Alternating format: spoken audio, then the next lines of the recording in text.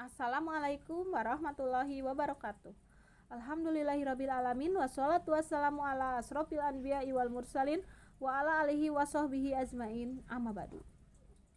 Dalam kesempatan kali ini, saya akan memenuhi tugas UTS Filsafat Ilmu. Saya ucapkan terima kasih kepada dosen pengampu Filsafat Ilmu Bapak Dede Darisman MPDI.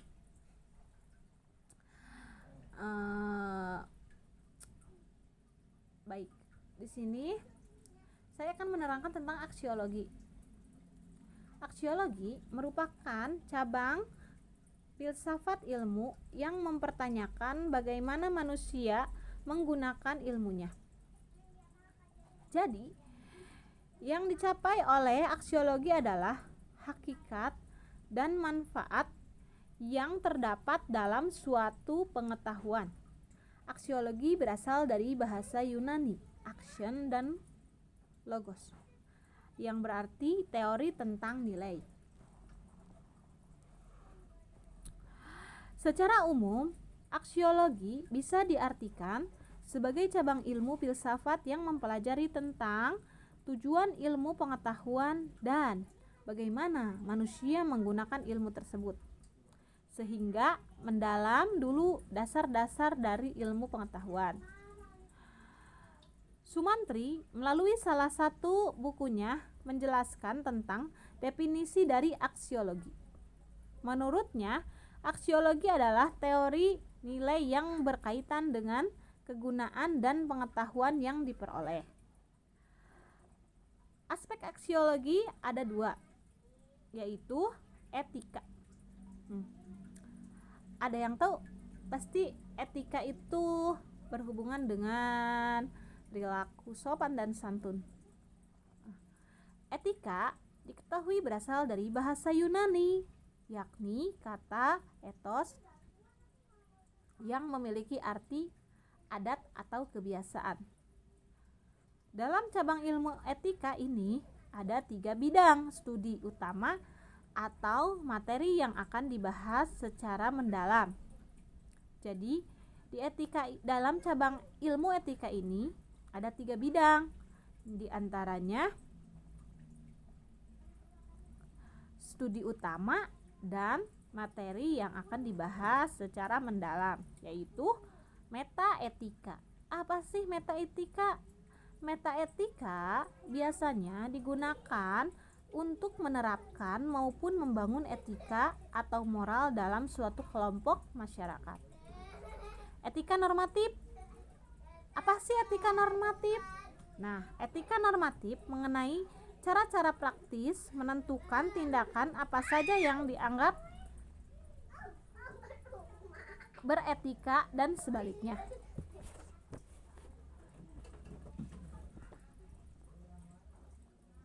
Etika terapan. Nah, etika terapan membahas mengenai apa yang wajib dilakukan seseorang dalam situasi tertentu atau wilayah tindakan tertentu. Fungsi aksiologi. Apa sih aksiologi? Dilihat dari kajian ilmu filsafat memiliki banyak sekali kegunaan.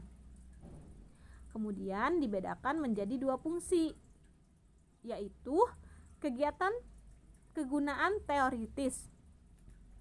Apa sih atau bagaimana sih digunakan di kegunaan teoritis tersebut? Nah, aksiologi memiliki fungsi yang sifatnya berupa teori, berhubungan dengan segala materi pembelajaran di dunia pendidikan. Kegunaan praktis. Nah, kegunaan praktis penerapan atau aplikasi dari pemahaman nilai-nilai dalam suatu kehidupan. Contoh aksiologi dalam kehidupan. Contohnya sopan dan tidak sopan. Mungkin itu biasa kita lakukan dalam kehidupan sehari-hari atau kita rasakan dari kehidupan sehari-hari. Nah, aksiologi juga bicara mengenai etika dan moral yang mengarah pada sopan santun. Seseorang yang memiliki etika yang baik tentu akan menghormati siapa saja dan berlaku sopan kepada siapa saja. Yang saya tadi ya, apalagi kita kan orang Sunda, tapi mungkin orang lain juga seperti itu ya. Pasti itu Maya. Kita kan kalau ke yang lebih tua suka bilang punten, atau misalkan ketemu dengan guru ataupun ketemu siapa gitu ya, suka rengkuh atau senyum ataupun salim gitu ya. Kalau anak-anak SD ke ibu gurunya, itu kan termasuk dalam etika moral sopan dan santun. Kemudian penggunaan ilmu membuat kursi. Jadi seseorang memiliki ilmu dan keterampilan untuk membuat kursi. Nah, saat kursi itu sudah jadi, si pengrajin mengetahui apa sih fungsi kursi itu, apa saja. Misal, tentu untuk digunakan untuk duduk, itu sudah pasti. Ataupun untuk misal menyimpan lipatan, kalau kita sudah, kalau perempuan ya, misalkan sudah habis menjemur ditilepan gitu ya, kalau bahasa Sundanya dilipat, kemudian bisa saja disimpan di atas kursi tersebut. Terus lagi kalau misalkan menyimpan makanan, kalau penuh di meja makan atau apa gitu, bisa kan di kursi.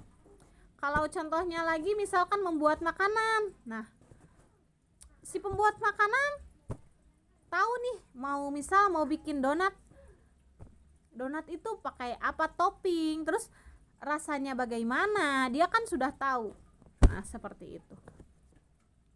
Yang jelas, yang mudah saja dalam kehidupan sehari-hari, kita sopan dan santun gitu ya. Itu mah apalagi kita kan beragama muslim, tapi tentu agama non muslim pun seperti itu ya. Adat kebiasaan sopan santun. Ke yang lebih tua kita lebih menghormati. Mungkin cukup sekian tugas UTS saya, tugas UTS filsafat ilmu. Mohon maaf bila banyak kesalahan. Wabillahi taufik wal hidayah. Wassalamualaikum warahmatullahi wabarakatuh. Terima kasih.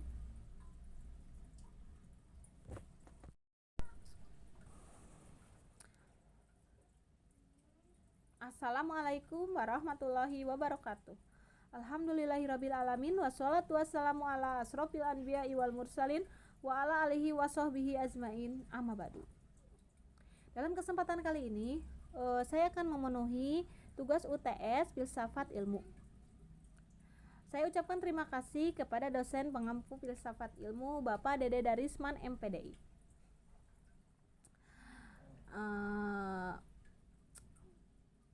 Baik, di sini saya akan menerangkan tentang aksiologi. Aksiologi merupakan cabang filsafat ilmu yang mempertanyakan bagaimana manusia menggunakan ilmunya. Jadi, yang dicapai oleh aksiologi adalah hakikat dan manfaat yang terdapat dalam suatu pengetahuan. Aksiologi berasal dari bahasa Yunani, action dan logos, yang berarti teori tentang nilai. Secara umum, aksiologi bisa diartikan sebagai cabang ilmu filsafat yang mempelajari tentang tujuan ilmu pengetahuan dan bagaimana manusia menggunakan ilmu tersebut, sehingga mendalam dulu dasar-dasar dari ilmu pengetahuan. Sumantri melalui salah satu bukunya menjelaskan tentang definisi dari aksiologi. Menurutnya, aksiologi adalah teori nilai yang berkaitan dengan kegunaan dan pengetahuan yang diperoleh. Aspek aksiologi ada dua, yaitu etika. Ada yang tahu pasti etika itu berhubungan dengan perilaku sopan dan santun. Etika diketahui berasal dari bahasa Yunani, yakni kata ethos yang memiliki arti adat atau kebiasaan.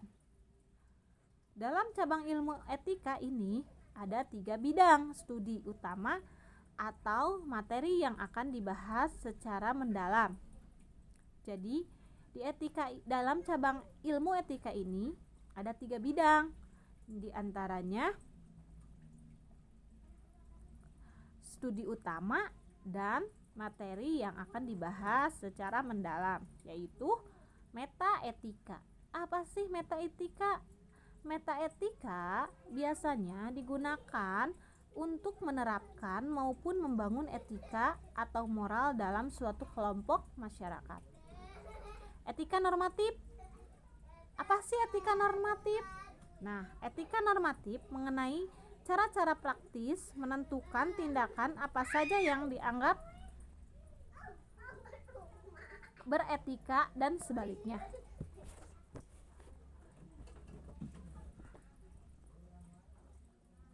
Etika terapan. Nah, etika terapan membahas mengenai apa yang wajib dilakukan seseorang dalam situasi tertentu atau wilayah tindakan tertentu.